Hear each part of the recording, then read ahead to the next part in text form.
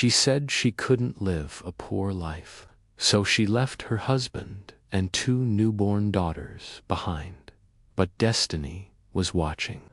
Years later, the man she abandoned and the daughters she forgot were seated in golden chairs, running a billion-dollar empire, and she stood outside, hoping they'd open the door for her.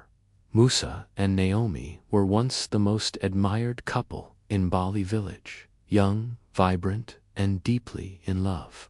Musa, a humble schoolteacher with calloused hands and a soft heart. Naomi, a woman with dreams that extended far beyond village huts. But when the twins were born, Amina and Halima, things changed.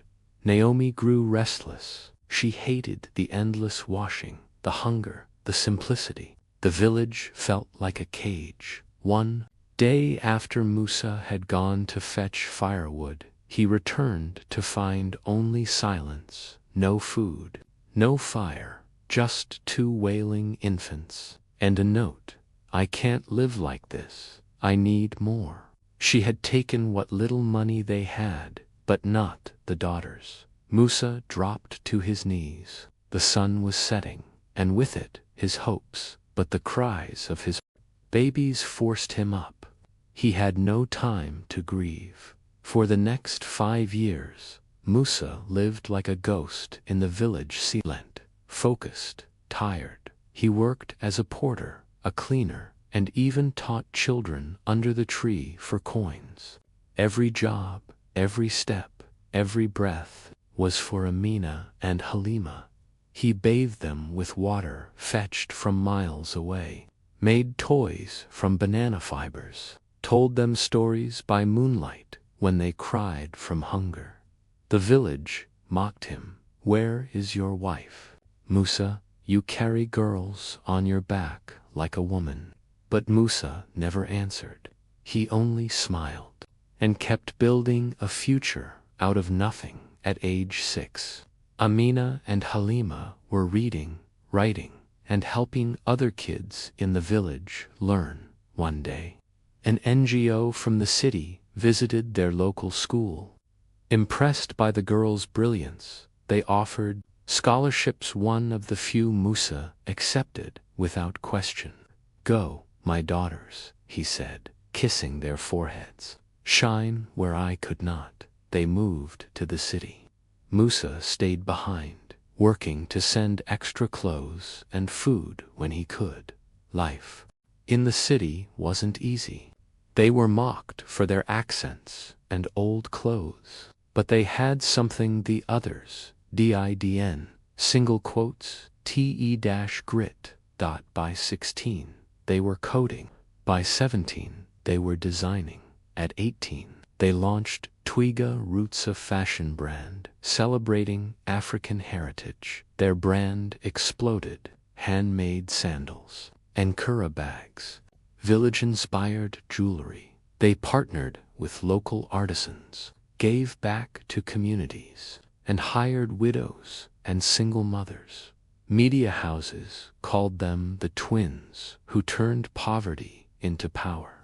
By 22, their brand had offices in Lagos, Nairobi, Accra, and even London.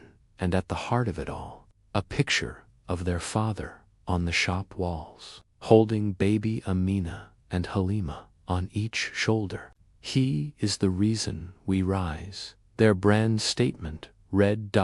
At an awards ceremony in Abuja, the twins were named Young Entrepreneurs of the Year. They wore matching golden gowns. Musa watched from home, dressed in the same shirt he wore when they left for the city, now old, but full of pride. Backstage, a woman approached, elegant designer shoes, tears in her eyes. It was Naomi. "My babies, I've missed you." Amina stepped back. Halima froze. They hadn't seen her in 20 years. "I know I made mistakes," Naomi sobbed. "Life was hard for me too, but I never stopped thinking of you." Amina's voice was cold. We stopped thinking of you the day Baba cried because he couldn't afford rice, but still gave us the last scoop. Naomi begged to meet Musa. She returned to Mbali with them. Musa, older and slightly bent, sat outside his now brick-built house, rebuilt by the twins with their first earnings. When Naomi arrived, she dropped to her knees. Musa, I was foolish. Forgive me, I didn't know you'd raise queens. He didn't speak for a while. Then, with tired eyes, he whispered, I didn't raise queens for your forgiveness. I raised them for their future. Go in peace, Naomi. I hold no anger. She left, head low, with time. Twiga Roots became more than fashion, it became a movement. They launched Twiga Foundation, offering education, clean water, and entrepreneurship grants across Africa. They built tech hubs, fashion schools, and even an orphanage in Mbali, named after their father, House of Musa. The president recognized them, magazines ranked them, but they always said, we are daughters of a poor man, and proud. Years later, Halima fell in love with a widowed doctor running a rural clinic.